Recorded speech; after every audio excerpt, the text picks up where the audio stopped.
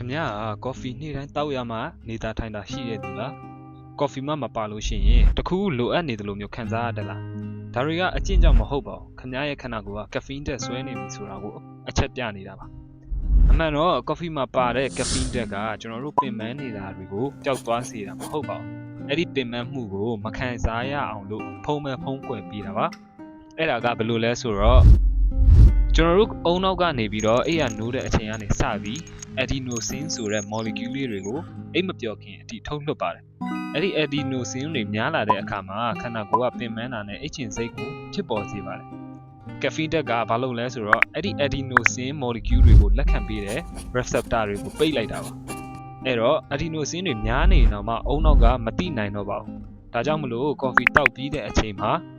ခန္ဓာကိုယ်ကပို့ပြီးတော့တက်ကြွလာတာပို့ပြီးလန်းဆန်းလာတာလေ့ကျင့်ခန်းပို့လုံနိုင်တာအာယုံပို့စိုက်နိုင်တာအလုပ်ပို့လုံနိုင်တာနဲ့အပင်ပန်းပို့ခံနိုင်လာတာဖြစ်ပါတယ်ဒါကြောင့်လည်းတချို့အားကစားလုပ်တဲ့လူတွေကကော်ဖီကို pre-workout အနေနဲ့အသုံးပြုနေကြတာဖြစ်ပါတယ်ဒါပေမဲ့ဒီ effect ကခဏပါပဲ caffeine တက်ပြည့်သွားပြီဆိုတာနဲ့ငကိုကရှိပြီးသား adenosine တွေကအုံနောက်စီရောက်သွားပြီးတော့ပြန်ပင်ပန်းနှွမ်းနေပြီးလေးလံထိုင်မှန်သွားစေတာဖြစ်ပါတယ်အဲ့တော့နောက်နေ့ကော်ဖီထပ်တောက်တယ်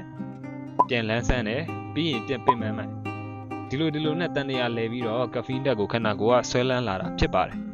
ကက်ဖီင်းတက်ကတခြားဘာတွေထိခိုက်စေနိုင်လဲဆိုတော့ကျွန်တော်တို့ရဲ့ sleep quality ကိုကျဆင်းစေတာပါ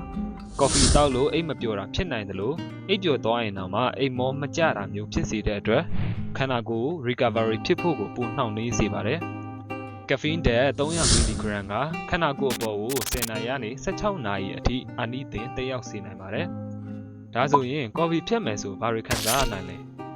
ခင်ဗျားကနေ့တိုင်းကော်ဖီတောက်တက်တာကနေပြီးတော့ကော်ဖီဖြတ်လိုက်မယ်ဆိုလို့ရှိရင်3ရက်ကနေ9ရက်လောက်အထိ